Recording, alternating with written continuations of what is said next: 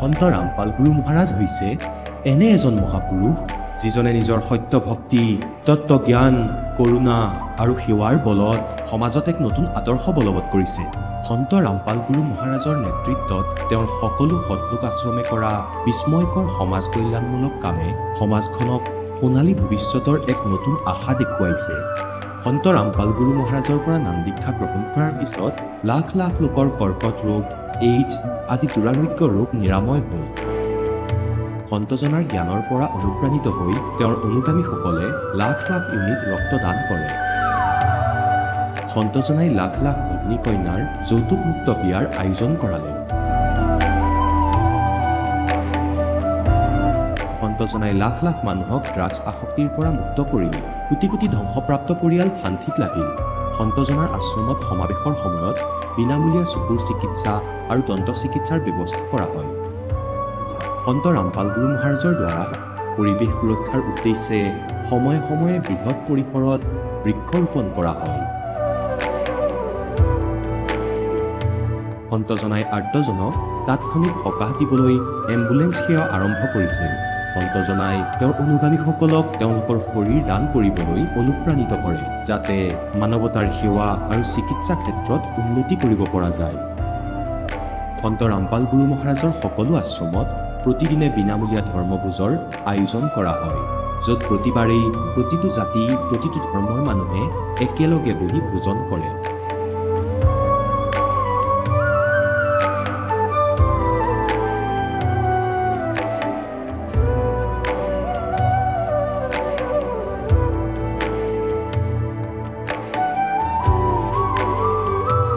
সন্ত ৰামপাল গুৰু মহাৰাজৰ আশ্ৰমত সহস্ৰাধিক বৃদ্ধ বৃদ্ধাই শ্ৰদ্ধা আৰু মৰমেৰে জীৱন যাপন কৰাৰ সুযোগ পায়। তেওঁলোকৰ থকা খোৱাৰ আৰু স্বাস্থ্যৰ সম্পূৰ্ণ দায়িত্ব সন্ত ৰামপাল গুৰু মহাৰাজে বহন কৰে। অনাথ শিশুৰ বাবে সন্ত ৰামপাল গুৰু মহাৰাজৰ সকলো আশ্ৰম বিশেষ বৰদানতকৈ কম নহয়, য'ত তেওঁলোকক শিক্ষা, সংস্কাৰ আৰু ভৱিষ্যতৰ বাবে উন্নত সুবিধা প্ৰদান কৰা হয়। বানপানী, ভূঁইকঁপ বা মহামাৰী যিয়েই নহওক, সন্ত ৰামপাল গুৰু মহাৰাজ আৰু তেওঁৰ অনুগামীসকল সদায় আৰ্তজনৰ বাবে আগ্ৰহী হৈ থাকে। কোভিড মহামাৰীৰ সময়ত সন্ত ৰামপাল গুৰু মহাৰাজৰ আশ্ৰমৰ পৰা কোটি কোটি লোকক খাদ্য, ঔষধ আৰু জীৱন ৰক্ষক সামগ্ৰী যোগান ধৰা হৈছিল। দুখীয়াক সকাহ কৰাই হওক বা যিকোনো শোষিত বা নিপীড়িত শ্ৰেণীৰ অধিকাৰ আৰু মৰ্যাদাৰ বাবে যুঁজ দিয়াই হওক, সন্ত ৰামপাল গুৰু মহাৰাজে সদায় তেওঁলোকৰ সকলো ন্যায্য দাবী চৰকাৰৰ ওচৰলৈ লৈ গৈছে আৰু তেওঁলোকক উপযুক্ত ন্যায় প্ৰদানৰ ক্ষেত্ৰত গুৰুত্বপূৰ্ণ ভূমিকা পালন কৰি আহিছে। সমাজত আধ্যাত্মিক আৰু সামাজিক মূল্যবোধৰ প্ৰতি সজাগতা অনাৰ প্ৰতিটো পদক্ষেপতে সন্ত ৰামপাল গুৰু মহাৰাজ মানৱতাৰ প্ৰকৃত সেৱক হিচাপে প্ৰমাণিত হৈছে। সন্ত ৰামপাল গুৰু মহাৰাজৰ জীৱনে আমাক শিকাইছে যে প্ৰকৃত সেৱা সেইটোহে যিটো নিস্বাৰ্থভাৱে কৰা হয়। আহক আমিও এই মহান সন্তজনৰ এই মহান সেৱাৰ কামত যোগ দিওঁ আৰু সন্ত ৰামপাল গুৰু মহাৰাজৰ পৰা নাম দীক্ষা লৈ আমাৰ জীৱন ধন্য কৰি তোলোঁ।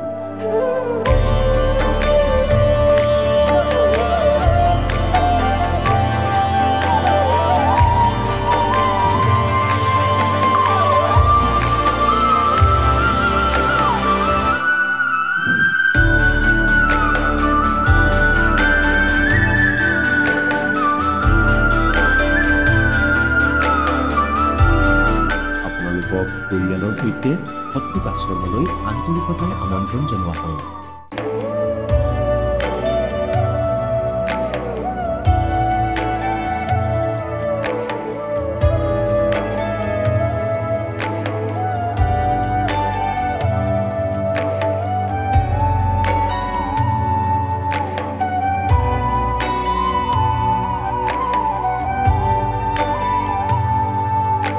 পবিত্ৰ শ্ৰীমদ ভাগৱত গীতা, পবিত্ৰ 4 বেদ, পবিত্ৰ কুৰাণ শ্বৰীফ, পবিত্ৰ বাইবেল, পবিত্ৰ গুৰু গ্ৰন্থ চাহিব আৰু কবিৰ চাহাবৰ পবিত্ৰ বাণীত লুকাই থকা গৃহ ৰহস্য অৰ্থাৎ তত্ত্বক জানিবলৈ অনুগ্ৰহ কৰি অৱশ্যেই শুনিব জগতগুৰু তত্ত্বদৰ্শী সন্ত ৰামপাল গুৰু মহাৰাজৰ মংগল প্ৰবচন।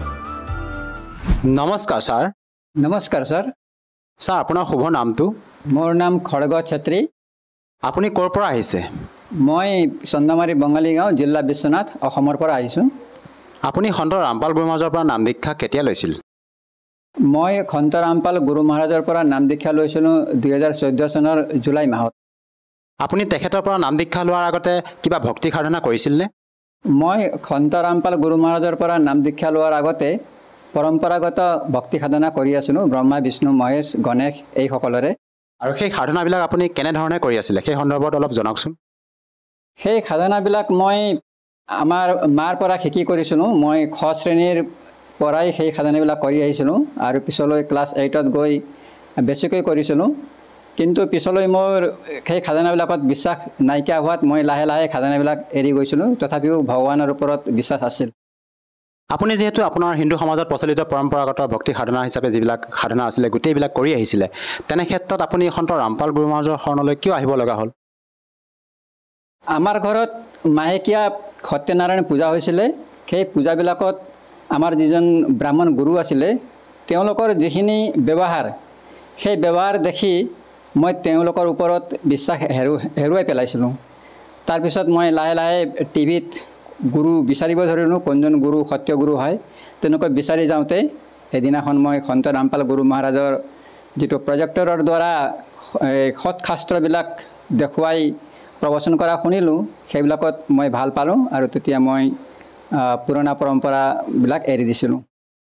আৰু বৰ্তমান আপুনি সন্ত ৰামপাল গুৰু মহাৰাজৰ পৰা নাম দীক্ষা লৈ যি সাধনা কৰি আছে, ইয়াৰ দ্বাৰা কিবা আপোনাৰ লাভ হৈছেনে? লাভ মোৰ অজস্ৰ হৈছে। গোটেইখিনি লাভ মই আপোনালোকক শুনাব নোৱাৰোঁ, কাৰণ সেইটো সময়ো নহ'ব। প্ৰথমতে মই দুৰাৰোগ্য বুলিয়ে ক'ব লাগিব, কাৰণ মই যেতিয়া 65 কেজিৰ আছিলোঁ, তাৰপিছত মই 10 মাহৰ ভিতৰতে 35 কেজি হৈছিলে মোৰ ওজন। তেতিয়া মই মোৰ চিকিৎসাৰ বাবে অল ইণ্ডিয়া মেডিকেল ইনষ্টিটিউট এইমছত গ'লোঁ, দিল্লীৰ সফদৰজং হস্পিটেলত গ'লোঁ, তাৰপিছত পতঞ্জলীৰ যোগগ্ৰাম হৰিদ্বাৰত গ'লোঁ, পতঞ্জলী যোগপীঠত গ'লোঁ আৰু মই নিজে এজন যোগ শিক্ষক আছিলোঁ। ৰামদেৱৰ পৰা মই যোগ শিক্ষা ট্ৰেইনিং লৈছিলোঁ আৰু মই গাঁৱতো বহুতো যোগ শিক্ষা কেম্প পাতিছিলোঁ। কিন্তু এই গোটেইখিনি কৰি মোৰ একো নহ'ল। লাষ্টত মই চেন্নাই এপ'ল' হস্পিটেলত গ'লোঁ। এপ'ল' হস্পিটেলতো একো নহ'ল। সেইখিনি আৰু মানে পৰম্পৰাগত ভক্তি সাধনা কৰি মোৰ একো লাভ হোৱা নাছিল।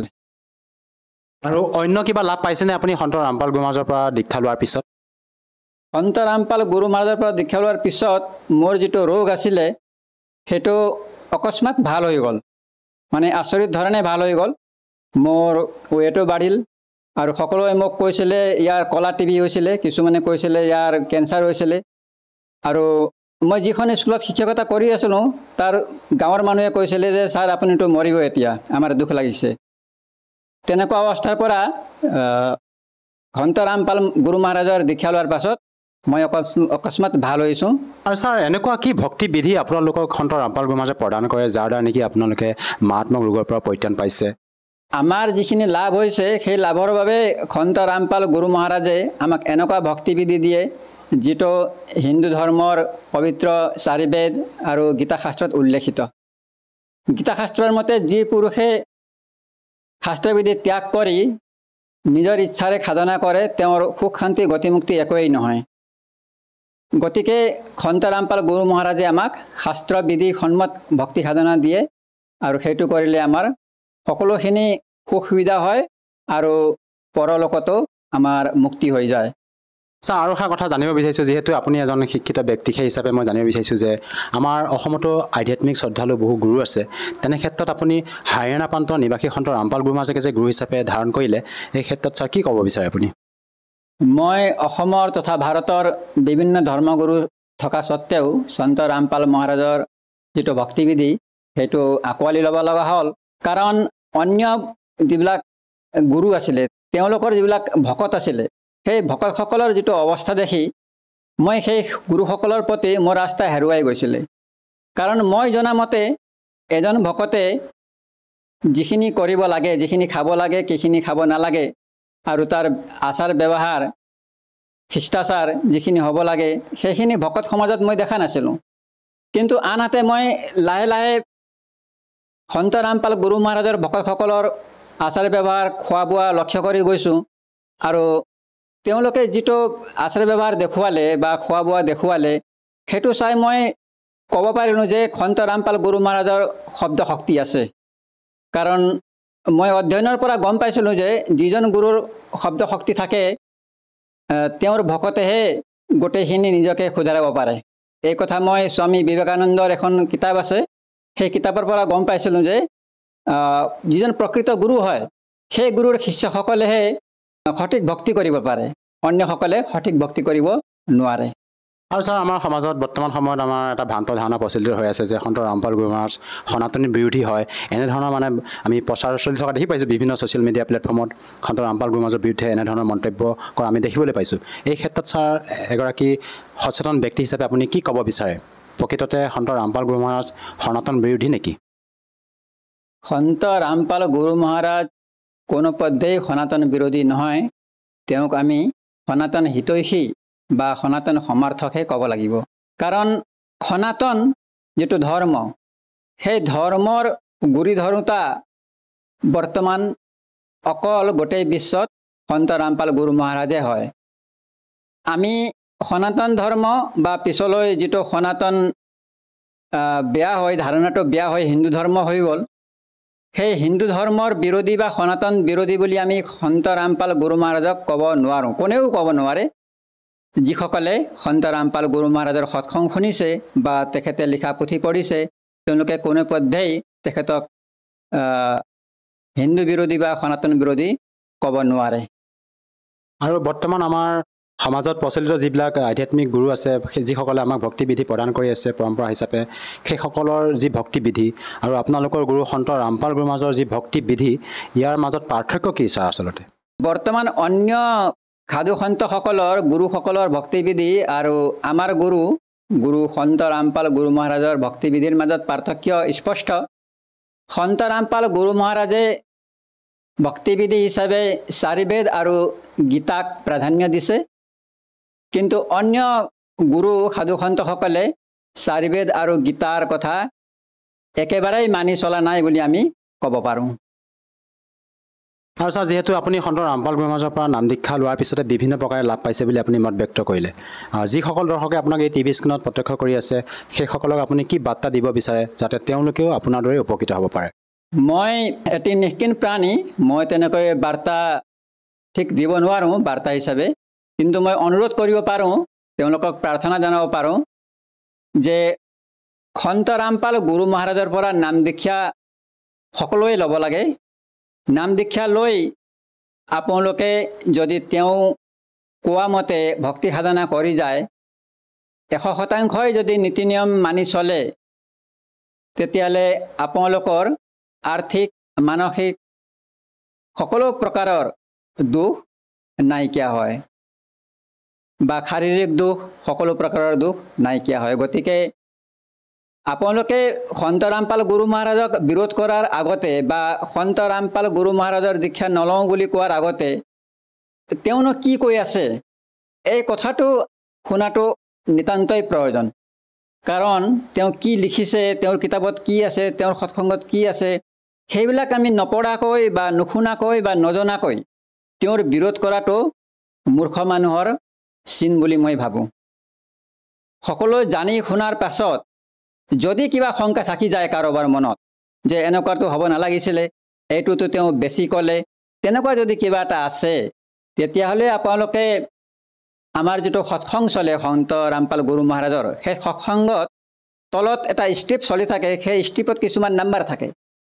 সেই ফোন নাম্বাৰত আপোনালোকে ফোন কৰি আপোনালোকৰ শংকা নিবাৰণ কৰিব পাৰে যে আমাক এইখিনি ভাল লগা নাই বা এইখিনি আমাৰ সন্দেহ হৈছে। তেনেদৰে আপোনালোকে লাহে লাহে লাহে লাহে তেওঁক বুজি উঠক।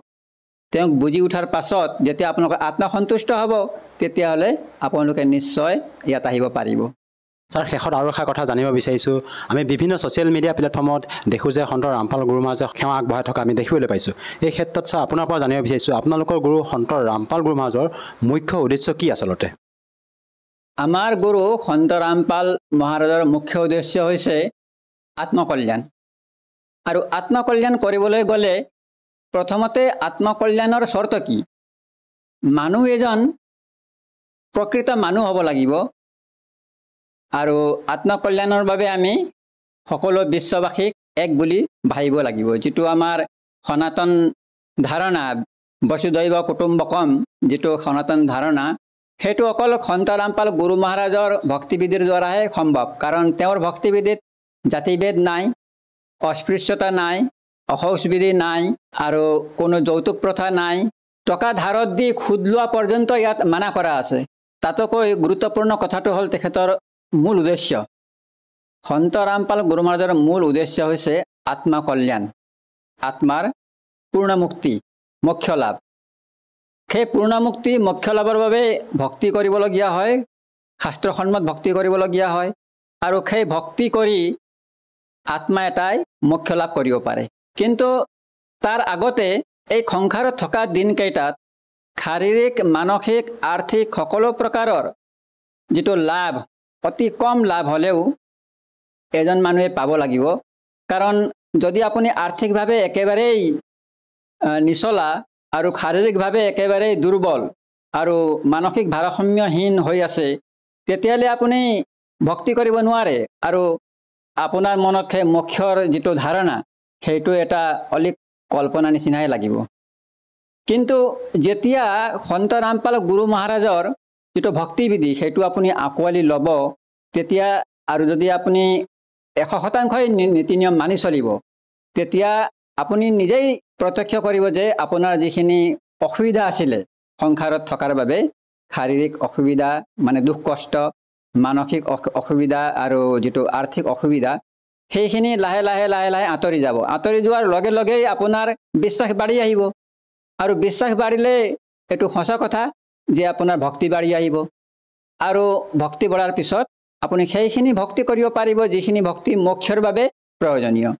গতিকে সন্ত ৰামপাল গুৰু মহাৰাজৰ যিটো উদ্দেশ্য আছিলে মোক্ষ লাভ কৰোৱা, আত্মাক সত্য ভক্তি দি মোক্ষ লাভ কৰোৱা, তাৰ বাবে সন্ত ৰামপাল গুৰু মহাৰাজে এই আত্মাবোৰক মানে মানুহবোৰক প্ৰথমতে ইয়াত সংসাৰত অকণমান হ'লেও মৌলিক সা সুবিধাসমূহ যিখিনি নহ'লে মানুহ চলিব নোৱাৰে, সেইখিনি দিয়াৰ পাছত ইহঁতে ভক্তি কৰিব, আৰু ভক্তি কৰি আত্মকল্যাণ কৰাব পাৰিব। গতিকে সন্ত ৰামপাল গুৰু মহাৰাজে তেওঁৰ উদ্দেশ্য আত্মকল্যাণ যিটো, সেইটো সফল কৰাবলৈ বিভিন্ন নীতি নিয়ম বান্ধি দিছে। সেই নীতি নিয়ম মানি চলিলে সন্ত ৰামপাল গুৰু মহাৰাজৰ উদ্দেশ্য সফল হ'ব, মানে আত্মাৰ মোক্ষ হ'ব। আৰু ছাৰ শুনিছোঁ যে সন্ত ৰামপাল গুৰু মহাৰাজৰ পৰা নাম দীক্ষা লোৱাৰ পিছতে নিচাৰ পৰা পৰিত্ৰাণ পাব পাৰি। এই ক্ষেত্ৰত ছাৰ কিমান দূৰ সত্য কথা সাৰ? প্ৰকৃততে এজন সন্তৰ পৰা নাম দীক্ষা লোৱাৰ পিছতে নিচা পৰিত্ৰাণ কৰিব পাৰি নেকি? এজন সন্তৰ পৰা নাম দীক্ষা লোৱাৰ পাছত নিচা পৰিত্যাগ কৰিব পাৰি, যদিহে সেই সন্তজন সদ্গুৰু হয়। কবিৰ পৰমাত্মা নিজেই সদ্গুৰু, গতিকে কবিৰ পৰমাত্মাৰ অংশস্বৰূপ সন্ত ৰামপাল মহাৰাজ প্ৰকৃত সদ্গুৰু। তেনে সদ্গুৰুৰ পৰা দীক্ষা লোৱাৰ পাছত নিচা ত্যাগ কৰিব পাৰি। সেইটো তেওঁৰ মন্ত্ৰ শক্তিৰ দ্বাৰাই বা তেওঁৰ আশীৰ্বাদৰ দ্বাৰাই সম্ভৱ হয়। ছাৰ, শেষত আমি জানিব বিচাৰিম যে সন্ত ৰামপাল গুৰু মহাৰাজৰ ঘৰ হৈছে হাৰিয়ানা প্ৰান্তত। সন্ত ৰামপাল গুৰু মহাৰাজ হাৰিয়ানা প্ৰান্তৰ নিবাসী। তেনে ক্ষেত্ৰত ছাৰ আমি অসমৰ পৰা যদিহে সহজভাৱে নাম দীক্ষা ল'ব বিচাৰোঁ, কেনেকৈ ল'ব পাৰিম ছাৰ? সন্ত ৰামপাল গুৰু মহাৰাজৰ পৰা নাম দীক্ষা ল'বলৈ অতি সহজ। বৰ্তমান গোটেই বিশ্বৰ লগতে আমাৰ ৰাজ্যও সকলো আমি শিক্ষিত, আৰু তাতকৈ ডাঙৰ কথা, সকলো মানুহৰ হাততে শিক্ষিত হওক অশিক্ষিত হওক সকলোৰে হাতত মোবাইল ফোন আছেই। আৰু মোবাইল ফোন ব্যৱহাৰ কৰিবলৈ শিক্ষাৰ ইমান এটা প্ৰয়োজন নাই, মানে অতি কম প্ৰয়োজন আছে। কাৰণ অশিক্ষিত মানুহেও মোবাইল ফোন ব্যৱহাৰ কৰি আছে। সেই মোবাইল ফোনত আপোনালোকে সন্ত ৰামপাল গুৰু মহাৰাজ সৎসং এইখিনি লিখি চাৰ্চ কৰিলেই তাত আমাৰ সন্ত ৰামপাল গুৰু মহাৰাজৰ গোটেই সৎসং আপোনালোকে শুনিবলৈ পাব। আৰু তাৰ লগে লগে সেই সৎসংগত তাতে আপোনালোকে কিছুমান যোগাযোগৰ নম্বৰ পাব। সেই যোগাযোগৰ নম্বৰত ফোন কৰিলেই আপোনালোকে নিচেই ওচৰৰ নাম দীক্ষা কেন্দ্ৰৰ ঠিকনা পাই যাব, আৰু আপোনালোকে অতি সহজে নাম দীক্ষা ল'ব পাৰিব। ছাৰ, তাত কিবা নাম দীক্ষা লওঁতে কিবা টকা পইচা দিব লগা হয় নেকি? নাম দীক্ষা লওঁতে এটকাও দিব লগা নহয়, সেইটোৱে ইয়াত আটাইতকৈ ডাঙৰ কথা। ধন্যবাদ থাকিল ছাৰ। ধন্যবাদ। এতিয়া জগতগুৰু তত্ত্বদৰ্শী সন্ত ৰামপাল গুৰু মহাৰাজৰ সৎসংগৰ মাধ্যমেৰে সেই অদ্বিতীয় আধ্যাত্মিক জ্ঞানৰ বিষয়ে জানি লওঁ, যাৰ মাধ্যমেৰে আপোনালোকেও প্ৰাপ্ত কৰিব পাৰিব এনেকুৱা আধ্যাত্মিক, মানসিক আৰু ভৌতিক সুখ যি এতিয়ালৈকে কেৱল আপোনালোকে মীৰাবাই, ধ্ৰুৱ, প্ৰহ্লাদ আদি কেইজনমান ভক্তৰ জীৱন কথাতহে শুনিছে। এতিয়া শুনক তত্ত্বদৰ্শী সন্তৰ সৈতে শাস্ত্ৰ অনুকূল ভক্তি সৎসংগ, এনেকুৱা অদ্বিতীয় আধ্যাত্মিক জ্ঞান যাৰ প্ৰমাণ আছে সকলো ধৰ্মৰ সকলো পবিত্ৰ শাস্ত্ৰত। ৰজাসকলে হাতীত উঠি গৈছিল আৰু হাতীত উঠি গ'লে তেওঁলোকে কোনো প্ৰকাৰৰ অসুবিধা নাপায়, কষ্ট নাপায়, ঠেকেচা নাখায়। বহুত এটা ভাল যাত্ৰা, কমফৰ্টেবল ট্ৰেভেলিং বুলি মানিছিল হাতীৰে যাত্ৰা কৰাটো। আৰু তাৰ ওপৰতে কক্ষ বনাই দিয়া হয়, এটা ৰুম কাঠৰ। তাত ৰজাই গৈ গৈ কেতিয়াবা বিশ্ৰামো কৰে, বহি থাকে। হাজাৰৰ সংখ্যাত অংগৰক্ষক লগতে সৈনিক ওলাল, গৈ পালে বীৰ সিঙৰ ওচৰ।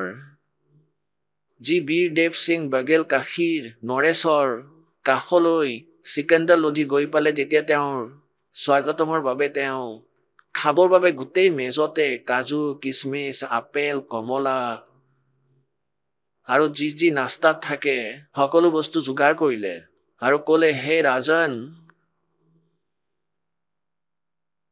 খোৱা আৰম্ভ কৰক। চিকান্দাৰে ক'লে যে বীৰ সিং, মই আপোনাৰ আপ্যায়নত মই বৰ সন্তুষ্ট হৈছোঁ, কিন্তু একো খাব নোৱাৰিম। মোৰ এটা এনেকুৱা ভয়ংকৰ বেমাৰ আছে যে মই না কিবা খাব পাৰোঁ, না মই শুব পাৰোঁ, না কান্দিব পাৰোঁ। আজিৰ দিনত মোৰ সমান দোষী প্ৰাণীয়ে পৃথিৱীত আৰু আন কোনো নাই। আৰু মই ইয়াত মোৰ চিকিৎসাৰ বাবে আহিছোঁ। মই শুনিছোঁ যে ইয়াত কোনোবা কবিৰ নামৰ সন্ত আছে। আপুনিতো ইয়াৰে বাসিন্দা হয়, নিশ্চয় আপোনাৰ তাত তেওঁৰ বিষয়ে তথ্য আছে। ইপিনে পৰমেশ্বৰ কবিৰ দেৱৰ মহিমাৰে পৰিচিত হৈ আৰু জ্ঞানেৰে প্ৰভাৱিত হৈ বীৰ দেৱ সিং বাঘেল প্ৰথমৰে পৰা পৰমেশ্বৰ কবিৰ দেৱৰ শিষ্য হৈ পৰিছিল। আৰু তেওঁতো তাত হাজাৰ এনেকুৱা প্ৰমাণ নিজ চকুৰে দেখিছিলে আৰু নিজৰ লগতো তেওঁৰ কিবা ঘটনা ঘটিছিল সেয়াও দেখিছিলে যে এয়া নিজেই মালিক আহিছে। বীৰ সিঙৰ চকুত চকুপানী আহি গ'ল আৰু ক'লে যে ৰাজন, আপুনি সঠিক ঠিকনাতে আহিছে, আপুনি একেবাৰে সঠিক স্থানতে আহিছে আৰু আপোনাৰ এই ৰোগ আৰু নাথাকে যদিহে তেওঁ দয়া কৰে। বীৰ সিঙৰ এই কথা শুনি চিকান্দাৰৰ মনত বহুত আনন্দ লাগিল আৰু ভাবিলে যে এতিয়া কাম হৈ যাব। তেতিয়া চিকান্দাৰে ক'লে যে বীৰ সিং, মাতা, শীঘ্ৰে মাতা তেওঁক, মই বৰ দুখত আছোঁ, কবিৰ দেৱক শীঘ্ৰে মাতা। এতিয়া দিল্লীৰ বাদশ্বাহৰ আদেশ। এজন নৰেশে তেওঁক চিধা শব্দত মানা কৰিব নোৱাৰে। মূৰ দুৱাই ক'লে, যি বা আজ্ঞা হুজুৰ আপোনালৈ মোৰ এটা অনুৰোধ আছে। কোৱা হয় যে সন্তক আদেশ দি মাতিব নালাগে, আৰু মানি লওক যদি আমি তেওঁক আদেশ দি মাতো আৰু তেওঁ যদি দয়া নকৰে, তেওঁ যদি কৃপা নকৰে, অন্তৰৰ পৰা তেওঁ প্ৰসন্ন নহয়, কাৰণ তেওঁ বেয়াও পাব পাৰে, তেতিয়া অহাটো বা নহাটো একেই হ'ব। আৰু কোৱা হয় যে সন্তক মাতিব নালাগে, স্বয়ং তেওঁৰ দুৱাৰলৈ যাব লাগে, গৈ নতশিৰ হ'ব লাগে। তেওঁ প্ৰসন্ন হ'লেহে সকাহ পোৱা যাব, সুখী হৈ আশীৰ্বাদ দিলেহে আপুনি সুস্থ হ'ব। চিকান্দাৰে ক'লে, ঠিক আছে, আপুনি তেন্তে মোক লৈ বলক। এতিয়া তেওঁৰ উপায় নাই, যাৰ এটা শব্দতে গোটেই হিন্দুস্তান কঁপি আছিলে। তথাপিও পুণ্যাত্মাসকল, এই তত্ত্বজ্ঞানৰ ওপৰত বিচাৰ কৰক যে যিয়ে ৰাজপাট বিচাৰে তেওঁ কিমান সুখী, তথাপিও তেওঁৰ পৰমাত্মাৰ সহায়ৰ আৱশ্যকতা হ'ল। আমিতো আগতে সেই পৰমাত্মাৰ ওচৰ আহি পালোহি, আমিতো প্ৰথমেই সেই পাৱাৰ হাউচৰ পৰা কানেকশ্যন লৈ লৈছোঁ, পিছত হ'লেও ল'ব লাগিব, ৰজাই হওক বা অইন কোনো, তেন্তে তেওঁৰ পিছত সেই স্তৰৰে লাভ হ'ব। এতিয়া বীৰ সিং বাঘেলে জানিছিল যাক সেই চিকান্দাৰ লোধিয়ে যাবলৈ কৈছিলে, সেই সময়ত যি সময় আছিল সেয়া কবিৰ দেৱক ঘৰত পোৱাৰ সময় নহয়, সন্ধ্যাৰ সময় আছিল। সেই পৰমাত্মা কবীৰদেৱ নিজৰ সেই শিষ্টাচাৰৰ আধাৰত গুৰু স্বামী ৰামানন্দ দেৱৰ আশ্ৰমত আবেলি গৈছিলে, তাত বহি সৎ ভক্ত আৰু সাধুৰ সৈতে আৰতি কৰিছিলে। সেই সময় বীৰ দেৱ সিং বাঘেলে জানিছিলে যে কবীৰদেৱক আশ্ৰমত লগ পোৱা যাব, গতিকে চিধা আশ্ৰমলৈ লৈ গ'ল। আৰু যিয়ে চিকান্দাৰ লোধি আৰু বীৰ দেৱ সিং বাঘেল ৰামানন্দ দেৱৰ মেইন গেটলৈ গৈ পালে, তাত দুৱাৰপাল থিয় হৈ আছিল ভগত। এতিয়া বীৰদেৱ সিঙেতো জানিছিলে আমাৰ আশ্ৰমৰ কি ৰুল আছে, কি নিয়ম আছে। যদি চিকান্দাৰ লোধিক সেই কথাটো তেওঁ ক'লেহেঁতেন, তেন্তে তেওঁ বিশ্বাস নকৰিলেহেঁতেন, কাৰণ ৰজা সাপৰ দৰে হয়। আৰু তেওঁৰ বিৰুদ্ধে যদি অকণমানো কিবা কাম হৈ যায় প্ৰকৃতিৰ বিপৰীতে, তেন্তে তেওঁ দংশন কৰিব পাৰে। গতিকে বীৰদেৱ সিং বাঘেলে সেৱকজনক ক'লে যে ভগত, চিকান্দাৰ লোধি দিল্লীৰ বাদশ্বাহ আহিছে আৰু আমি কবীৰদেৱক লগ কৰিব বিচাৰিছোঁ। ভগৱান ইয়ালৈ আহিছে নেকি? এতিয়া সেৱকজনে ক'লে তেওঁৰ অহাৰটো বাৰু সময় হৈছে, কিন্তু এতিয়ালৈকে তেওঁ আহি পোৱা নাই। তেতিয়া বীৰদেৱ সিঙে ক'লে যে আপুনি স্বামী ৰামানন্দ দেৱৰ আগত প্ৰাৰ্থনা কৰক, কাৰণ ৰামানন্দ দেৱে মুছলমানৰ প্ৰৱেশ এলাও নকৰিছিলে। নো এণ্ট্ৰি আছিলে মুছলমানসকলৰ ৰামানন্দ দেৱৰ আশ্ৰমত। আৰু বীৰদেৱ সিঙে যদি ক'লেহেঁতেন আপোনাক ভিতৰত প্ৰৱেশ কৰিব নিদিয়ে, কাৰণ এওঁলোকৰ ৰাজনীতিও থাকে, সেইবাবে তেওঁ সেৱকক চিধাই ক'লে যে ভিতৰৰ পৰা আদেশ আপুনি প্ৰথমে লৈ আহক। তেতিয়া বীৰদেৱ সিং বাঘেলে ক'লে যে স্বামী ৰামানন্দ দেৱক কওক যে দিল্লীৰ বাদশ্বাহ শ্বেহেনশ্বাহ চিকান্দাৰ লোধি আহিছে। তেওঁ কবীৰদেৱক দৰ্শন কৰিব বিচাৰিছে, লগতে আপোনাকো লগ কৰিব বিচাৰিছে। আৰু যেতিয়ালৈকে কবীৰদেৱ ইয়ালৈকে আহে, তেতিয়ালৈকে আপোনাৰ ওচৰত তেওঁ উপস্থিত হৈ টাইম পাছ কৰিব বিচাৰিছে, সময় অতিবাহিত কৰিব বিচাৰিছে। তেওঁ অহালৈকে আশ্ৰমত বহিব বিচাৰিছে। তেখেতৰ আজ্ঞা লৈ আহক, তেখেতৰ আজ্ঞা। এতিয়া সেৱকজন গ'ল। এনেকৈ গেটৰ কাষতে তেওঁৰ বাহিৰত আসন লগাই থোৱা আছিল গছৰ তলত।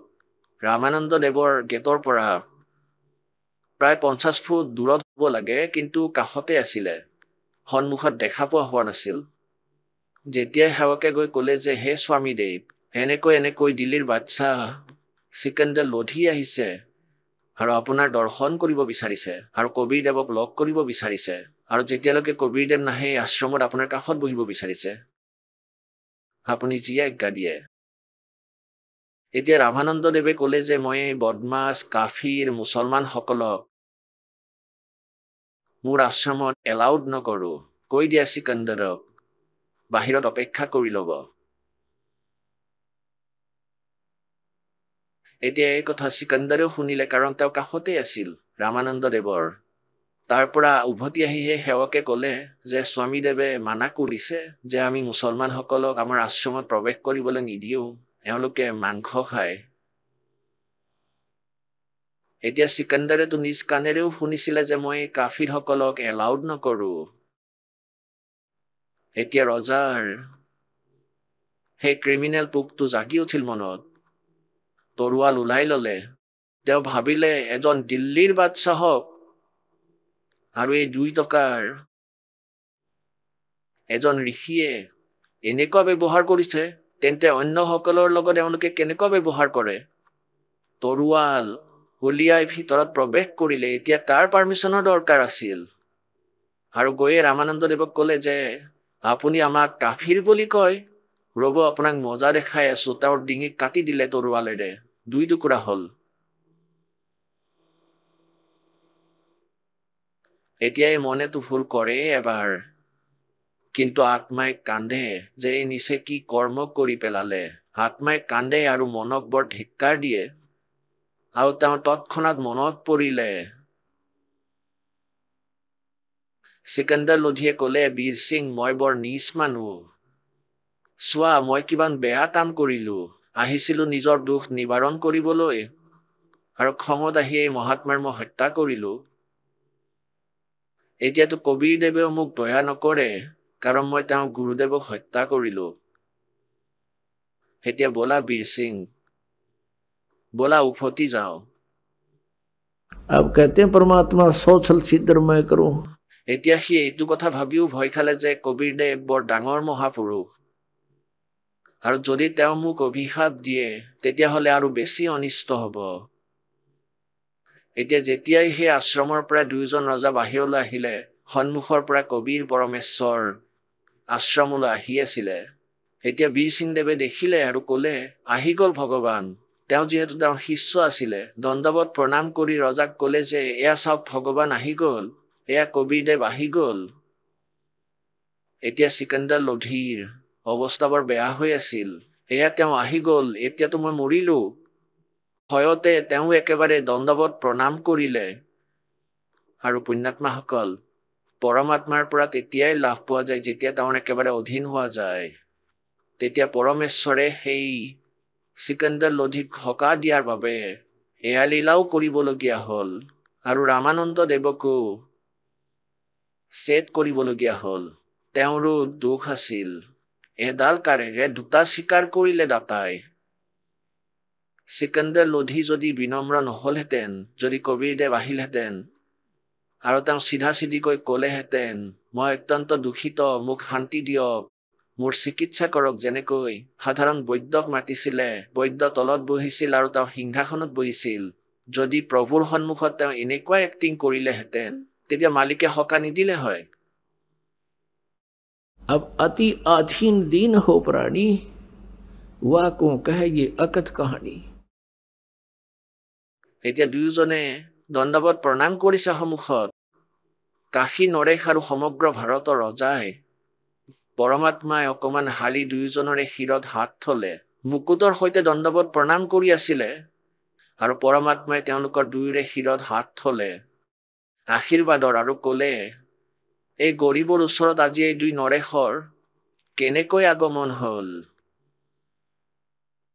এতিয়া চিকান্দাৰ লোধীয়ে কান্দি কান্দি থিয় হৈ এয়া ক'ব ধৰিলে যে, হে প্ৰভু, যি উদ্দেশ্যেৰে আপোনাৰ দৰ্শন কৰিবলৈ আহিছিলোঁ, সেয়াতো আপোনাৰ স্পৰ্শ পোৱা মাত্ৰেই মোৰ সকলো দুখ দূৰ হৈ গ'ল। পৰমেশ্বৰে হাত থৈ কেৱল এয়াই কৈছিল যে দিল্লীৰ বাদশ্বাহ আৰু কাশীৰ নৰেশৰ আজি কেনেকৈ আগমন হ'ল এই দাসৰ ওচৰত। এনেকৈ কৈ হাত ৰখা মাত্ৰেই তেওঁৰ ৰোগ এনেকৈ নাইকিয়া হ'ল যেনেকৈ তেওঁৰ একো বেমাৰেই নাছিল আগতে। লগে লগে তেওঁৰ গোটেই শৰীৰত শান্তি আৰু আনন্দৰ ঢৌ বিয়পি পৰিল, আৰু চিকান্দাৰ লোধীয়ে গম পাই গ'ল যে এওঁতো আল্লাহ আহিছে। চৰণত পৰিল আৰু ক'লে, প্ৰভু মোক ক্ষমা কৰি দিয়ক, মই বৰ নিচ আত্মা, মই বৰ পাপী প্ৰাণী। এতিয়া পৰমাত্মাৰ সন্মুখতে মন পলাই যায় যদি সন্তপূৰ্ণ হয়, মনে ভ্ৰম এৰি দিয়ে আৰু আত্মাৰ উন্মেষ ঘটে। আত্মা বিনম্ৰ, কিন্তু এই মন দুষ্ট। এই দুয়োটাৰে সংযোগ এয়া। কালে ইয়াৰ নিজৰ এজেণ্ট বনাই আত্মাৰ সৈতে এৰি দিছে, যাতে ইয়াৰ জৰিয়তে আত্মাক প্ৰতাৰণা কৰিব পাৰে আৰু পাপ কৰাব পাৰে। আৰু পাছত এই পৰমাত্মাৰ ভক্তিৰ ফলত এই মন থাকেতো লগতেই, কিন্তু অনুকূল হৈ যায়। এতিয়া পৰমেশ্বৰে ক'লে, কি হৈছে যে ভগৱান, আমি যি উদ্দেশ্যেৰে মই আহিছিলোঁ ইয়াত, সেয়াতো আপুনি আশীৰ্বাদেৰে ঠিক কৰি দিছে। মোৰ ক'তো ট্ৰিটমেণ্ট হোৱা নাছিল, কিন্তু মই এটা অপৰাধ কৰিলোঁ, আৰু আপুনি মোৰ ওপৰত বেজাৰ কৰিব, আৰু মোৰ পুনৰাই সেই ৰোগ হ'ব, সেইকাৰণে মই ভয় কৰি আছোঁ। পৰমেশ্বৰে ক'লে, কি হৈছে কোৱা। তেতিয়া গোটেই ঘটনা বিৱৰি ক'লে যে, প্ৰভু, আমি আপোনাৰ অপেক্ষাৰ বাবে আশ্ৰমত প্ৰৱেশ কৰিব বিচাৰিছিলোঁ। স্বামীদেৱে আমাৰ সৈতে অতি অভদ্ৰ আচৰণ কৰিলে আৰু বহুত কটু কথা শুনালে, আৰু মোৰ ভিতৰত এই ৰাজপাতৰ নিচা, মোৰ শত্ৰু মোৰ লগত আছিলে, আৰু ভগৱান, মই বৰ ডাঙৰ অপৰাধ কৰিলোঁ, মই আপোনাৰ গুৰুদেৱক হত্যা কৰি পেলালোঁ। এতিয়া তেওঁৰ মুখৰ ফালে চাই আছিলে চিকান্দাৰ লোধীয়ে যে তেওঁ এতিয়া মোক খং কৰিব আৰু মোক অভিশাপ দিব। তেতিয়া পৰমাত্মাই ক'লে যে, চিকান্দাৰ, কোনেও কাকো মাৰিব নোৱাৰে। এতিয়া স্বামীদেৱৰ মৃত্যু তোমাৰে হাতত লিখা আছিল, এয়া তেওঁৰ ভাগ্যত লিখা আছিল। আজি তেওঁৰ মৃত্যু হ'বলগীয়া আছিল আৰু তোমাৰ হাতেৰেই আছিল, প্ৰথমৰ পৰাই আছিল। আৰু যোৱা, একো নহয়, এটা কাম কৰিবা, এতিয়া এনেকৈ নাযাবা, তেওঁৰ অন্তিম সংস্কাৰ কৰিহে যাবা, নহ'লে তোমাক মানুহে বহুত সমালোচনা কৰিব। এতিয়া পৰমাত্মাই যেতিয়া কোনো প্ৰতিক্ৰিয়া নকৰিলে, কোনো গালি নিদিলে, কোনো ক্ৰোধ নকৰিলে, তেতিয়া সিকান্দাৰ লোধিয়ে জানি গ'ল যে তেওঁ একমাত্ৰ পৰমাত্মাই হ'ব পাৰে, নহ'লে ইমান সময়ত বলিয়া হৈ গ'ল হয় আৰু 20 গালি দি দিলে হয়, ঠিক নাই, অভিশাপ দি দিলে হয়। কিন্তু কবিৰ পৰমাত্মা সেই সুখৰ সাগৰ, যিয়ে দুখ দিব নোৱাৰে, কাৰণ তেওঁ জানেই সকলো আত্মা মোৰ, কাক অভিশাপ দিম, কাক নিদিম। যেতিয়াই তেওঁ ভিতৰলৈ গ'ল, তেওঁ দেখিলে যে স্বামী ৰামানন্দ দেৱৰ দেহ 2 টুকুৰা হৈ পৰি আছে আৰু ডিঙি মূৰৰ পৰা পৃথক হৈ পৰি আছে। তাতে উপস্থিত থকা আশ্ৰমৰ সকলো ভগতে ক'লে কবিৰ দেৱক যে ভগৱান, আজি সিকান্দাৰ লোধিয়ে আমাৰ গুৰুদেৱক হত্যা কৰি পেলাইছে। সিকান্দাৰ অলপ পিছত ৰৈ গৈছিল আৰু পৰমাত্মা শীঘ্ৰে ভিতৰলৈ আহিল। পৰমাত্মাই ক'লে, আৰে তোমালোকৰ ইমানো জ্ঞান নাই, সন্তৰ কেতিয়াবা মৃত্যু হয় নেকি? कहते देही को सतगुरु कहिए सब धुंधर ज्ञान और 4 दाग आवे नहीं उसको सतगुरु जाने। এই দেহ সৎগুৰু নহয়, ইয়াৰ ভিতৰত যি আত্মা আছে, যিমান ভক্তি ইয়াত কৰা আছে, সেই আত্মা 4 দাগ ক্ৰিয়াত নাহে। তেওঁলোকক জ্ঞান আধাৰেৰে সন্তুষ্ট কৰিলে। তেনেতে সিকান্দাৰ লোধি আকৌ আহিল। সকলোৱে ভয় খাই গ'ল যে ই আকৌ আহিছে, কচাই, ই আকৌ কিবা খেলি মেলি কৰিব। এতিয়া সিকান্দাৰ লোধিয়ে তাতে থিয় হৈ চাই আছিল। পৰমেশ্বৰ কবিৰদেৱে দণ্ডৱত প্ৰণাম কৰিলে। নিজৰ গুৰুদেৱৰ চৰণৰ পিনে য'ত মূৰ পৰি আছিল, ডিঙি কিছু দূৰত আছিল, আকৌ উঠি তেওঁ চৰণক স্পৰ্শ কৰিলে যে হে গুৰুদেৱ, আৰতিৰ সময় হৈ গ'ল, উঠক গুৰুদেৱ, ভগত সমাজে আপোনাক অপেক্ষা কৰি আছে। মাথো ইমানেই কৈছিল, তেনেতে সেই ডিঙি উঠি, সেই শিৰ আহি তেওঁৰ দেহৰ সৈতে জোৰা লাগি গ'ল আৰু ৰামানন্দ দেৱ একেবাৰে বহি পৰিল। আৰু সন্মুখত কি দেখিলে? আকৌ সিকান্দাৰ লোধিক থিয় হৈ থকা দেখা পাই চকু আকৌ ৰঙা পৰিলে।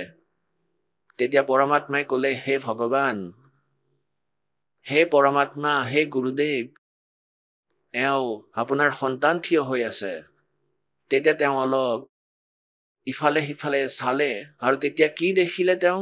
ৰামানন্দ দেৱে যে তেওঁৰ শৰীৰৰ পৰা আধা অংশৰ পৰাতো তেজ ওলাই আছিল, ৰক্ত, আৰু আধা অংশৰ পৰা গাখীৰ ওলাই পৰি আছিল মাটিত।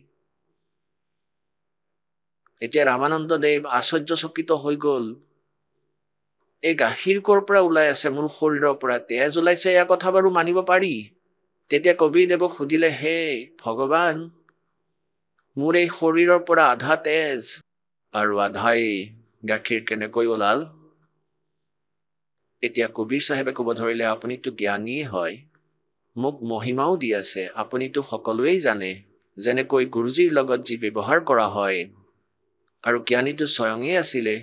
ক'ব ধৰিলে, ভগৱান, আপুনি মই দাসক উপদেশ দিয়াৰ পিছত ভেদাভেদটো হিন্দু সমাজৰ বন্ধ কৰি দিছিলে। আপোনালোক হিন্দুসকলে যিকোনো জাতিৰেই নহওক কিয় সকলোকেই নাম দিয়ে, সকলোকে মৰমো কৰে, কিন্তু এতিয়া আপুনি মুছলমানসকলক ঘৃণা কৰে। হে প্ৰভু, ভগৱানৰ দুৱাৰত কোনো জাতি ধৰ্ম নাই। কোনো ধৰ্ম বা জাতি বেয়া নহয়, মানুহ বেয়া হ'ব পাৰে। তেওঁলোকক আমি ঠিক কৰিবলৈ আহিছোঁ, তেওঁলোকৰ বেয়াবোৰ আঁতৰাম। আপুনি এতিয়ালৈকে মুছলমানসকলক ঘৃণা কৰে, আপুনি মুক্তিপ্ৰাপ্ত কৰিব নোৱাৰিব। ৰামানন্দ দেৱৰ হৃদয়ত এনেকুৱা এখন কুঠাৰৰ ঘাপ লাগিল। এনেকুৱা আঘাত পালে যে মইতো জীৱনটোৱে মুক্তিৰ কামতেই লাগি আছো আৰু মোৰ মুক্তিয়ে নহ'ব, মই মুছলমানসকলক ঘৃণা কৰোঁ। সেই সময়তে থিয় হৈ গ'ল আৰু থিয় হৈ সিকান্দাৰ লোধিক বুকুত সাৱটি ল'লে ৰামানন্দ ব্ৰাহ্মণে আৰু ক'লে, বোপাই, মইতো বহুত নিজ প্ৰাণী। প্ৰথমতেও মই ব্ৰাহ্মণৰ বাহিৰে কাকো ভাল বুলি মনা নাছিলোঁ, আৰু এতিয়াও মোৰ ভিতৰত এই দোষ আছিলে যে মই মুছলমানসকলক ঘৃণা কৰিছিলোঁ। আজি মোৰ গোটেই ভ্ৰম নিবাৰণ হৈ গ'ল। বোপাই, মোৰ ভুল হৈ গ'ল, মোক ক্ষমা কৰি দিয়া। সিকান্দাৰ লোধীয়েও ভৰিত ধৰি ল'লে যে স্বামীজী মই পাপী আত্মা আৰু মই একো নভবাকৈ এই মহাপুৰুষৰ হত্যা কৰি পেলাইছোঁ। মই মহা দুষ্ট মানুহ। আজি মোৰ সৌভাগ্য যে কবিৰ পৰমেশ্বৰৰ দৰ্শন পালোঁ। মোৰ চকুৰ আগত এয়া সকলো লীলা হৈ গ'ল। আজি ময়ো এই সুবিধা পালোঁ যে মই পৰমেশ্বৰক ভালদৰে চিনি পাওঁ। সেই দিনৰ পৰা ৰামানন্দদেৱে যিকোনো জাতি বা ধৰ্ম বা আন কোনো ব্যক্তিকেই ঘৃণা কৰা নাছিলে। আৰু পৰমেশ্বৰে ক'লে যে স্বামীজী আজি আপোনাৰ আয়ুস ফাইনেল আছিলে। আজিৰ পিছত আপোনাৰ আৰু আয়ুস নাছিলে। আৰু আজি এই আয়ুস পৰমাত্মাই দিয়াতহে আপুনি পাইছে। ৰামানন্দদেৱে ক'লে পৰমাত্মাটো মোৰ সন্মুখতেই থিয় আছে। হে ভগৱান, নাজানো মোৰ কোনটো জন্মৰ পুণ্য উদয় হ'ল যে মই আপোনাক পালোঁ। মই ইমানেই নীচ আছিলোঁ, এতিয়াও মই নিজকে চুপিৰিয়ৰ মানি আছিলোঁ যে মই বহুত সৎ। এতিয়া আপুনি দেখুৱাই দিলে যে মই কিমান নীচ। এতিয়া পুণ্যাত্মাসকল, পৰমাত্মাই 1 ঘণ্টালৈকে তাত সৎসংগ শুনালে হিন্দু আৰু মুছলমানৰ একতাৰ ওপৰত, যে তোমালোক এজন পিতাৰেই সন্তান। এই কালে এই কাৰণেই আমাক 2 বনাই 4 বনাই ৰাখিছে, 20টা বনাই ৰাখিছে, যে তোমালোকে নিজৰ মাজত কাজিয়া পেচাল কৰি থাকা, কোনো যাতে শান্তিত থাকিব নোৱাৰে। আপোনালোক সকলো এজন পৰমাত্মাৰেই সন্তান। তেওঁ এই কুলৰ মালিক।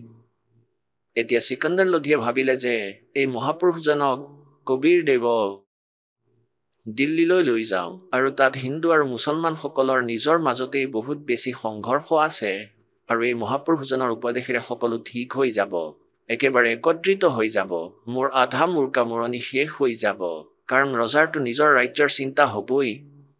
এতিয়া প্ৰাৰ্থনা কৰিলে যে প্ৰভু আপুনি মোৰ লগত দিল্লীলৈ বলক আৰু তাতো উপদেশ দিয়ক। তাত অতি সংকটজনক অৱস্থা হৈ আছে, হিন্দু মুছলমানৰ মাজত কাজিয়া লাগি থাকে। পৰমাত্মাই ক'লে যে মই এনেই কাৰোবাৰ লগত গুচি নাযাওঁ। যে মোৰ চাগিৰ্দ হৈ যায়, শিষ্য হৈ যায়, তেতিয়া মই যাওঁ, অন্যথা মই কাৰো লগত কথা নাপাতো, মই তেওঁৰ লগত নাযাওঁ।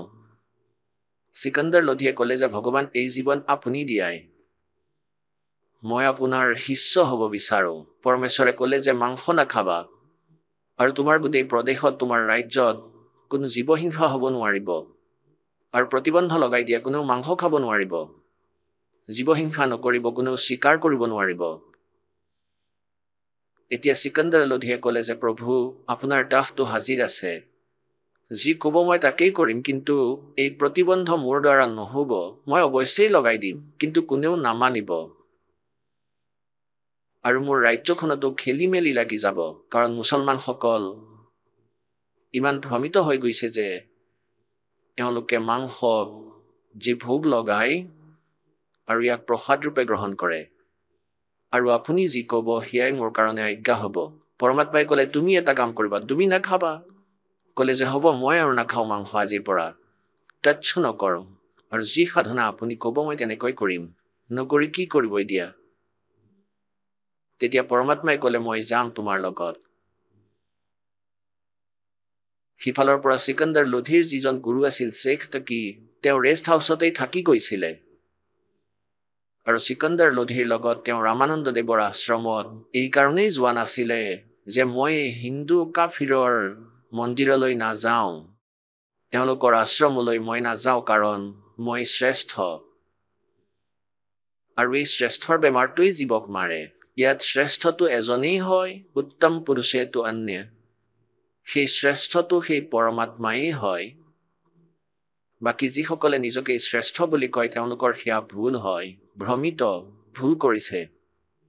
এতিয়া শ্বেখ তকি ৰেষ্ট হাউচত থাকি গৈছিলে কাশীত, পিছত সকলো উভতি আহিল। সিকান্দাৰ লোধীও, বীৰ সিং আৰু লগতে কবিৰ পৰমেশ্বৰ, আৰু আগত বহিছিলে সেই দ্বিতীয়জন পীৰ। এতিয়া সিকান্দাৰ লোধীয়ে নিজৰ ধাৰ্মিক পীৰ প্ৰথমজন গুৰুক ক'লে যে শ্বেখ তকি আজি মোৰ সুখৰ ঠিকনা নাই, মোৰ বেমাৰ দূৰ হৈ গ'ল, এয়া আল্লাহ আহিছে, এয়া স্বয়ং পৰমাত্মা নামি আহিছে। এতিয়া যেনেকৈ কোৱা হয় এজন ৱজীৰ আৰু ফকীৰ আৰু এইজন পীৰ, এই দুইজন একত্ৰিত হ'লে কাজিয়া নালাগিব? এতিয়া শ্বেখ তকীৰ যেন জুই লাগি গ'ল ভিতৰি ভিতৰি যে এতিয়া এই চিকাণ্ডাৰ লোধীয়ে এই দ্বিতীয়জন পীৰক আন গুৰুজনক মহত্ব দিব আৰু তোমাৰ মহিমা কম হৈ যাব, তোমাৰ উপাৰ্জন এতিয়া কমি যাব। राग द्वेष ईर्षा मान बढ़ाई, कहते हैं राज तजना सहज है सहज त्रिया का ने, और मान बढ़ाई ईर्षा दुर्लभ तजना ये। এতিয়া চিকাণ্ডাৰ লোধীয়ে ক'লে যে হে পীৰ, মোৰ জ্বলনৰ বেমাৰ শেষ হৈ গ'ল। এওঁ আশীৰ্বাদ দিছিলে আৰু এটা চমৎকাৰ দেখুৱাওঁ যে মই এনেকৈ স্বামী ৰামানন্দ দেৱে কিছুমান উলট পালট কথা কৈছিলে, তেওঁ মুছলমানসকলক ভুল কৈছিলে, মই তেখেতৰ ডিঙি কাটি পেলাইছিলোঁ আৰু এই আল্লাই, এই খুদাই মোৰ সন্মুখতেই জীৱিত কৰি দিলে। এওঁ নিজেই আল্লাহ আহিছে আৰু এই কথাত তেওঁ যেন গৰম তেলত পানী পৰিলে যেনেকৈ চিটিকে তেনেকৈ চিটিকি যাব ধৰিলে। একেবাৰে খঙত উঠি গ'ল, ক'বলৈ ধৰিলে, এইবোৰতো কোৱা কথাহে, এই সকলোবোৰ বনোৱা কথা। মই তেতিয়াহে মানিম যেতিয়া মোৰ আগত কোনোবাই এনেকুৱা কৰি দেখুৱাব। এতিয়া চিকাণ্ডাৰ লোধীয়ে ভাবিলে যে ভাই নামানিলে নাই, কিন্তু মোৰ লগত যি ঘটনা, যি কাহিনী হৈ গ'ল, ইয়াক মই কেনেকৈ পাহৰিব পাৰিম। পিছৰ দিনা প্ৰস্থান কৰিলে, দিল্লীৰ কাৰণে ওলাই গ'ল। পৰমাত্মা কবিৰ দেৱক চিকাণ্ডাৰ লোধী ৰজায়ে নিজৰে হাতীৰ ওপৰত নিজৰে আসনত আদৰেৰে বহালে। এতিয়া পাতত 2-3 দিন লাগিবই কাশীৰ পৰা দিল্লীলৈকে। ৰাস্তাতেই কোনো এঠাইত জিৰালে। নদীখন দেখি ভাবিলে ইয়াতে ৰাতিটো কটাবলৈ, তাতেই লগাই দিলে নিজৰ টেণ্ট লগাই দিলে, বেলেগে বেলেগে বিশ্ৰাম কৰিব ধৰিলে। এতিয়া পুৱাই শ্বেখ তকীৰ ওচৰলৈ চিকাণ্ডাৰ লোধী গ'ল প্ৰণাম কৰিবৰ বাবে প্ৰতিদিনৰ দৰে, আৰু গৈ ক'লে যে আসসালাম ৱালেকুম পীৰ চাহেব। পীৰ চাহেবেতো মুখ উফন্দাই আছিলে, ক'লে যে মোৰ কি প্ৰয়োজন, তুমিতো পাহি গ'লা চালাম কৰিবৰ কাৰণে, মোৰ কি প্ৰয়োজন? আৰু ঠিক আছে, মই এতিয়া গৈ সকলো মুছলমানসকলক কৈ দিম যে ৰজাটো কাফিৰ হৈ গ'ল, হিন্দুক গুৰু বনাই লৈছে। এতিয়া চিকাণ্ডাৰ লোধীৰ ভৰিৰ তলৰ পৰা মাটি আঁতৰি গ'ল যে এওঁতো গৈয়ে এইটো কৰিব, আৰু নামানে, নুশুনে কেতিয়াও। চিকাণ্ডাৰ লোধীয়ে ক'লে যে পীৰ চাহেব এনেকুৱা কি ভুল হৈ গ'ল যে তুমিতো ভগৱানক পাই গৈছা, আল্লাহ পাইছা, আল্লাহ কাৰ মানিব ধৰিছা, আমাৰ মুছলমান ধৰ্মৰ বিৰুদ্ধে তুমি কথা কৈছা। আৰু কেৱল আমাৰ হজৰত মহম্মদজীয়ে এজনী গাইক জীৱিত কৰিছিলে, এটা ছাগলীক জীৱিত কৰিছিলে, আৰু কৈছা তুমি এওঁক আল্লাহ মানিছা, মই নামানো, আৰু মুছলমান সমাজক কৈ দিমগৈ এই সকলো কথা, তাৰ পাছত তুমি জানা আৰু তেওঁলোকে জানে। এতিয়া চিকাণ্ডাৰেতো বুজি পাইছিলে যে বিনাশ কৰিব গৈ। চিকাণ্ডাৰ লোধী পুনৰ উভতি আহিল নিজৰ টেণ্টলৈ, য'ত কবিৰ দেৱ বিৰাজমান আছিলে। চিকাণ্ডাৰ লোধীৰ মুখৰ ৰং দেখি ভগৱানে সুধিলে যে ৰাজন, ৰাজ্যৰ কিবা বেয়া খবৰ শুনিছা নেকি? তুমি উদাস কিয় হৈ আছা? তেতিয়া চিকাণ্ডাৰ লোধীয়ে ক'লে যে প্ৰভু কি ক'ম, এতিয়া মোৰ দুখ মইহে বুজি পাম, মোৰ লগত হোৱা ঘটনাৰ লগত মইহে পৰিচিত, এই পীৰ চাহেবে নাজানে।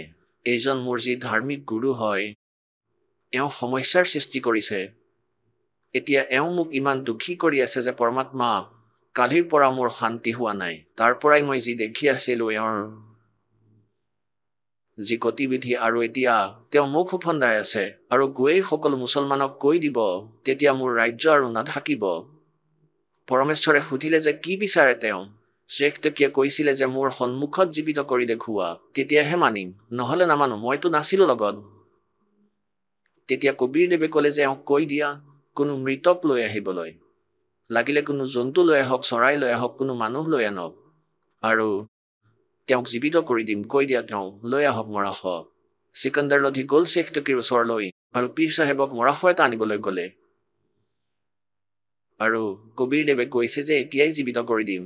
তেতিয়া তেওঁ ক'লে যে মই ক'ৰ পৰা আনিম, সময় আহিলে চাই ল'ম। এতিয়া পৰমাত্মাই জানিছিলে যে ৰজাৰ টেনশ্যন বঢ়াই দিলে এওঁ, আৰু এতিয়ালৈকে দিল্লীয়েই পোৱা নাই। এতিয়াই হাৰ্ট এটেক আহি যাব এই চিকাণ্ডাৰৰ, টেনশ্যন বঢ়াই দিলে এওঁৰ, আৰু এতিয়ালৈকে দিল্লীয়েই পোৱা নাই। এতিয়াই হাৰ্ট এটেক আহি যাব এই চিকাণ্ডাৰৰ। এতিয়া কোৱা হয় যে ভগতৰ টেনশ্যন পৰমাত্মাই 1 ছেকেণ্ডতেই নাইকিয়া কৰি দিয়ে। সেই সময়তে কি দেখিলে? নদীত সকলোৱে, কোনোৱে ফুৰি আছিলে, কোনোৱে গা ধুই আছিলে, কোনোৱে চলাফুৰা কৰি আছিলে। ইমানতে কি দেখিলে যে এজন মৃত এটা শিশুৰ 12-13 বছৰ বয়সৰ শিশুৰ যাৰ অন্তিম সংস্কাৰ কৰি দিয়া হৈছিলে মৃত্যুৰ পাছত। কাৰণ এনেকুৱা কিছুমান জাতি আছে যিয়ে না মাটিত পুতি থয়, না স্বাহা কৰে, অগ্নিত সৎকাৰ নকৰে।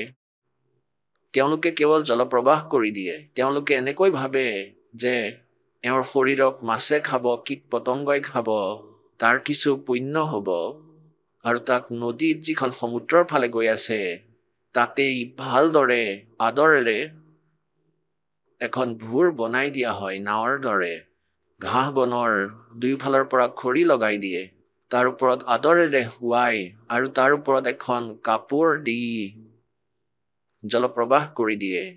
আহক আমি এতিয়া সেই শ্ৰদ্ধালুসকলৰ অনুভৱবোৰ জানো, যিসকলে জগতগুৰু তত্ত্বদৰ্শী সন্ত ৰামপাল গুৰু মহাৰাজৰ পৰা দীক্ষা প্ৰাপ্ত কৰিছে তথা তেওঁ কোৱা ভক্তি মাৰ্গ এওঁলোকে অৱলম্বন কৰি আছে। নমস্কাৰ ছাৰ। নমস্কাৰ ছাৰ। ছাৰ কি নাম হয় আপোনাৰ? ৰাজীৱ দাস। ৰাজীৱ দাস, আপুনি ক'ৰ পৰা আহিছে? জিলা হৰদৈ, গাঁও হৰিলৈ। ছাৰ, সন্ত ৰামপালদেৱ মহাৰাজৰ পৰা আপুনি নাম দীক্ষা কেতিয়া ল'লে? 18 তাৰিখ এপ্ৰিল মাহ 2014। ছাৰ, সন্ত ৰামপালদেৱ মহাৰাজৰ পৰা নাম দীক্ষা লোৱাৰ আগত আপুনি কিবা ভক্তি সাধনা কৰিছিলেনে? হয় ছাৰ, ভক্তি কৰিছিলোঁ। মই দুৰ্গা মাৰ ভক্তি কৰিছিলোঁ, নৱৰাত্ৰিত লঘোণ দিছিলোঁ, দৰ্শনৰ বাবে গৈছিলোঁ তীৰ্থত। তেন্তে আপুনি সন্ত ৰামপালদেৱ মহাৰাজৰ শৰণলৈ অহাৰ কাৰণ কি? মই যেতিয়া ভক্তি কৰি আছিলোঁ তেতিয়া মোৰ দেউতাৰ উশাহৰ বেমাৰ আছিল, উশাহৰ সমস্যা আছিল, আৰু তাৰ বহুত সমস্যা আছিল। বহুত ঔষধ খুৱাইছিলোঁ কিন্তু একোৱে লাভ পোৱা নাছিলোঁ। তেতিয়া আমি সকলো বাদ দিছিলোঁ যে আমি আৰু কাৰো ভক্তি নকৰোঁ। আমি ইমান দেৱী দেৱতাৰ পূজা কৰিছিলোঁ কিন্তু তথাপিও আমি ইমান কষ্ট পাই আছিলোঁ।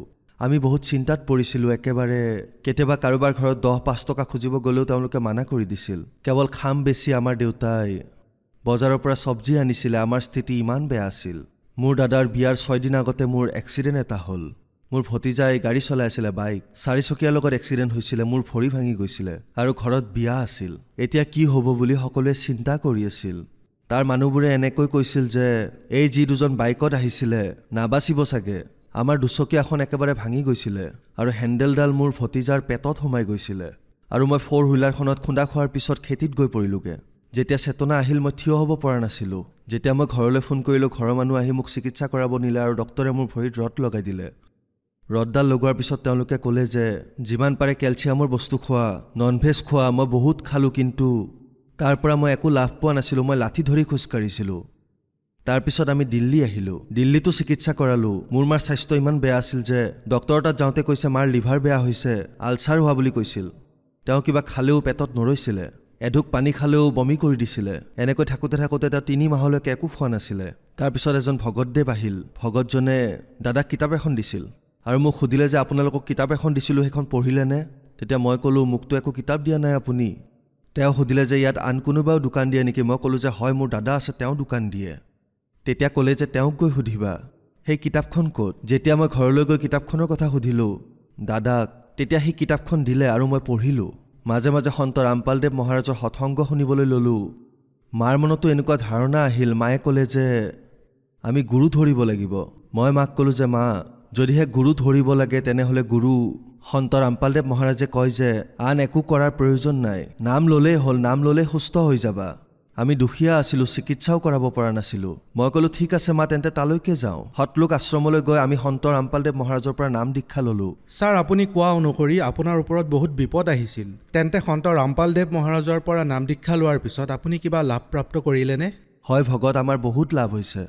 নাম লোৱাৰ আগতে আমাৰ একোৱেই নাছিলে, কিন্তু যেতিয়া নাম ল'লোঁ মালিকৰ দয়াত 2 চকীয়া বাহনো পালোঁ। মাৰ গা প্ৰায় বেয়া হৈ থাকে, মায়েও কয় যে সৎসংগও যাব লাগে। তেতিয়া সন্ত ৰামপালদেৱ মহাৰাজৰ কৃপাত বেটাৰী ৰিক্সা এখনো হ'ল। আৰু কিছুদিন পিছত কি হ'ল, মুক্তিদাতা সন্ত ৰামপালদেৱ মহাৰাজৰ কৃপাত আমি 4 চকীয়া লোৱাৰ কথা ভাবিলোঁ ঘৰত। 4 চকীয়া ল'বলৈ মোৰ 2 লাখ টকাও নাছিলে হাতত, কিন্তু মুক্তিদাতাৰ দয়াত 11 লাখ টকাৰ আমি গাড়ী ল'লোঁ, আৰ্টিগা। আৰু মোৰ মাৰো বহুত সমস্যা আছিলে, কিবা খালে বমি কৰি দিছিলে, পানীও খাব পৰা নাছিলে তেওঁ। ডক্টৰে এইটো কৈছিল যে এওঁৰ আলচাৰ আছে আৰু লিভাৰো বেয়া হৈছে এওঁৰ ইয়াত সঞ্জয় গান্ধী দিল্লীত এজন ডাক্তৰ আছে তেখেতে সন্ত ৰামপালদেৱ মহাৰাজৰ পৰা নাম লৈ থৈছে তেওঁক মই লগত লৈ গ'লো ডক্তৰৰ লগত কথা পাতিবলৈ ডক্তৰে সকলো কথা ক'লে যে এওঁ কেৱল কেইদিনমান জীয়াই থাকিব ঘৰলৈ লৈ যাওক এওঁৰ লিভাৰো বেয়া হৈছে কিডনীত ইনফেকশ্যন আছে তাৰপিছত তাৰ পৰা জিবি পন্থলৈ লিখি দিলে জিবি পন্থলৈ আমি লৈ গ'লো জিবি পন্থত তেওঁৰ এনেই এণ্ডস্কপিত তেওঁৰ নম্বৰ 40তহে আছিল কিন্তু আমি সোনকালে পালোঁ নম্বৰ এণ্ডস্কপি কৰাত তেওঁৰ একোৱেই নাহিল নৰ্মেলে আহিল কিন্তু তেওঁ খোৱা বোৱা কৰা নাছিল মই ঘৰলৈ লৈ আহিলোঁ চিধা ঘৰলৈ অনাৰ পিছত মই ক'লোঁ যে একো কৰিব নালাগে এতিয়া যি হয় হ'ব মুক্তিদাতা সন্ত ৰামপালদেৱ মহাৰাজৰ ওপৰত এৰি দিয়া কেৱল তেওঁৱে ঠিক কৰিব পাৰিব মই মাক এইটোৱে কৈছিলোঁ যে বোলা সন্ত ৰামপালদেৱ মহাৰাজৰ ওচৰলৈ যাওঁ মুণ্ডকা আশ্ৰম এখন বনোৱা আছিলে এজন অট'বালাই ক'লে দিল্লীত এখন সঞ্জীৱন হস্পিটেল আছে আপুনি তালৈ লৈ যাওক তাতে ঠিক হৈ যাব আমি তালৈ লৈ গ'লো মালিকৰ দয়াত একেবাৰে কম টকাতে চিকিৎসা কৰালোঁ আৰু ঠিক হৈ গ'ল সন্ত ৰামপালদেৱ মহাৰাজে এটা ৰাস্তা দেখুৱালে যে তালৈ লৈ যোৱা ডাঙৰ হস্পিটেলতে ঠিক নহ'ল সৰু হস্পিটেলত কেনেকৈ হ'ব আপুনি এই ৰিপৰ্ট চাব পাৰে এয়া মোৰ মাৰ ৰিপৰ্ট ডক্তৰে কৈ দিছিলে যে এওঁৰ আলচাৰ আছে লিভাৰ বেয়া হৈছে এওঁৰ আৰু শৰীৰত ইনফেকশ্যন আছে এওঁৰ আৰু একো দৰৱেও কাম দিয়া নাছিল কিন্তু যেতিয়াৰ পৰা মই সন্ত ৰামপালদেৱ মহাৰাজক প্ৰাৰ্থনা কৰিব ধৰিলোঁ তেতিয়াৰ পৰা ঔষধে কাম কৰিব ধৰিলে আৰু লাহে লাহে আজি তেওঁ আমাৰ লগতে আছে মই দেখুৱাব পাৰোঁ তেওঁৰ সকলোবোৰ ৰিপৰ্ট মোৰ লগত আছে ক'ত ক'ত চিকিৎসা কৰাইছিলোঁ এয়া জিবি পন্থ হস্পিটেলৰ মই তাতো চিকিৎসা কৰাইছিলোঁ তাতো একো আৰাম পোৱা নাছিল এয়া সঞ্জীৱন হস্পিটেলৰ আৰু এয়া মহাৰাজা আগ্ৰেছেনৰ হয় যিখন প্ৰাইভেট তাত সাধাৰণ মানুহে বহুত কমেই চিকিৎসা কৰায় কিন্তু আমি চেষ্টা কৰিছিলোঁ কিন্তু কতোৱে তেওঁ সুস্থ হোৱা নাছিল সুস্থ হৈছে যদি কেৱল সন্ত ৰামপালদেৱ মহাৰাজৰ শৰণত থাকিয়ে সুস্থ হৈছে নমস্কাৰ নমস্কাৰ আপোনাৰ পুত্ৰই কৈছে যে ডক্টৰে আপোনাৰ লিভাৰ ডেমেজ হোৱা বুলি কৈছিলে আপোনাৰ আলচাৰ হৈছিলে আৰু শৰীৰত ইনফেকশ্যন আছিলে আপুনি বহুত হস্পিটেলত চিকিৎসা কৰালে কিন্তু লাভ নহ'ল তাৰ পিছত আপুনি সন্ত ৰামপালদেৱ মহাৰাজৰ পৰা নাম দীক্ষা লোৱাৰ পিছত আপুনি ঠিক হ'ল আপোনাৰ ল'ৰাই ঠিকেই কৈ আছেনে হয় সি ঠিকেই কৈ আছে মোৰ পত্নী বহুত চিন্তাত আছিল কৈছিলে যে আমাৰ ল'ৰা ছোৱালী হোৱা নাই যাৰ যাৰ বিয়া হৈছিল সকলোৱে সুখবৰ শুনাই আছিলে তেওঁলোকৰ ল'ৰা ছোৱালী হৈছিল গতিকে মোৰ পত্নী বহুত চিন্তাত আছিল কিন্তু মই কৈছিলোঁ মালিক আছে চিন্তা কৰিব নালাগে ধৈৰ্য ধৰা সকলো ঠিক হৈ যাব সকলোবোৰ মালিকৰ ওপৰত এৰি দিব ক'লোঁ সৎসংগ সন্ত ৰামপালদেৱ মহাৰাজৰ সৎসংগ শুনিছিলে আৰু এতিয়াও শুনে তাই সৎসংগলৈ গৈছিলে তাতে তাইৰ সৎসংগ সমাপ্ত হোৱাৰ পিছত তাতে ধৰ্মভোজ কৰাৰ পিছত তাইৰ টোপনি লাগিলে আৰু তাতে শুই পৰিল সন্ত ৰামপালদেৱ মহাৰাজে দৰ্শন দিলে আৰু ক'লে যে তুমি মা হ'বলৈ ওলাইছা যোৱা পৰীক্ষা কৰি লোৱাগৈ তেতিয়া মোৰ পত্নীয়ে ক'লে যে মই এনেকুৱা সপোন দেখিছোঁ তেতিয়া মই ক'লোঁ মালিক আছে সপোন কিয় বাস্তৱো হ'ব পাৰে কথাটো মই এৰি দিলোঁ 1 মাহ গুচি গ'ল তাৰপিছত দ্বিতীয় মাহ আহিল আকৌ ক'লে যে চেকআপ কৰাই লওঁ মই ক'লোঁ ঠিক আছে তেন্তে আৰু যেতিয়া চেকআপ কৰালোঁ সেইটো কথা সঁচা ওলাল যে তাই মাক হ'ব ওলাইছে গতিকে তেতিয়া তাইৰ বিশ্বাস বাঢ়ি গ'ল যে হয় এইটো সপোন নাছিল বাস্তৱেই আছিল তেতিয়া মই ক'লোঁ ভগৱান সন্ত ৰামপালদেৱ মহাৰাজক তুমি সাধাৰণ বুলি ভাবিছা নেকি তেওঁ আমাক ইমান লাভ দিছে তেওঁৰ বাবে আজি আমি জীৱিত তেওঁ নাথাকিলে জীয়াই নাথাকিলোঁ হয় তাৰপিছত যোৱা মংগলবাৰৰ কথা 8 তাৰিখৰ মোৰ ভতিজা আহিছিল গাঁৱৰ পৰা মই তাক উঠাবলৈ গৈছিলোঁ মেজিকত য়েছ ব্লকত তেতিয়া মেজিকৰ ড্ৰাইভাৰে মোৰ ভৰিত চকা উঠাই দিছিলে বেগেৰে তাক বহাই মই কথা পাতি আছিলোঁ আৰু পিছৰ চকাৰ ফালে মোৰ ভৰিখন আছিল কথা পাতি থাকোঁতে সি ইমান বেগেৰে ষ্টাৰ্ট কৰি দিলে চকা পাৰ হৈ গ'ল মই থিয়টো হৈ আছিলোঁ কিন্তু ভাবিছিলোঁ যে মোৰ ভৰিখন ভাঙিল মালিকৰ দয়াত যেতিয়া আঙুলিটো লৰাই চালোঁ ঠিকে আছে কোনো সমস্যা নহ'ল এতিয়ালৈকে মই ঠিকে আছোঁ যেতিয়াৰ পৰা মই নাম লৈছোঁ তেতিয়াৰ পৰা গাড়ীও আছে 4 হুইলাৰো আছে মোৰ তাত ঘৰো নাছিলে কিন্তু মালিকৰ দয়াৰে মাটি কিনিলোঁ 4 লাখ টকাৰ মাটি কিনিলোঁ আৰু 3 মহলীয়া ডাঙৰ ঘৰ বনালোঁ হৰদৈত আছে ৰামদেৱ চকত আছে সেই ঘৰ ছাৰ আপুনি সন্ত ৰামপালদেৱ মহাৰাজৰ পৰা নাম দীক্ষা লোৱাৰ পিছত বহুত লাভ প্ৰাপ্ত কৰিলে যিসকল শ্ৰদ্ধালু দৰ্শকে আপোনাক চাই আছে তেওঁলোকক আপুনি কি ক'ব বিচাৰিব মই এইটোৱে ক'ম যে আপোনালোক সন্ত ৰামপালদেৱ মহাৰাজৰ শৰণলৈ আহক আপোনালোকৰ যিবোৰ বেমাৰ আছে আপোনালোক যি চিন্তাত আছে সেই চিন্তা শেষ হ'ব আৰু সুখী হ'ব সাধনা চেনেলত সৎসংগ চাওক 7:30 বজাত আৰু জ্ঞান গংগা কিতাপ লৈ গৈ পঢ়ক আপোনাৰো লাভ হ'ব ধন্যবাদ ছাৰ সচ্চাই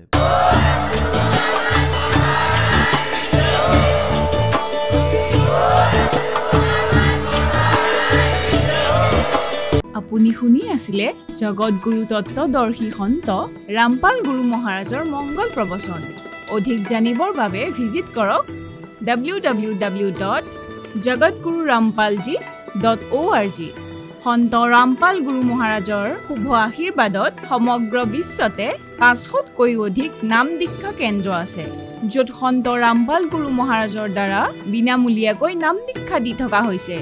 আপোনাৰ ওচৰৰ নাম দীক্ষা কেন্দ্ৰৰ ঠিকনা জানিবলৈ সম্পৰ্ক কৰক 7082208528।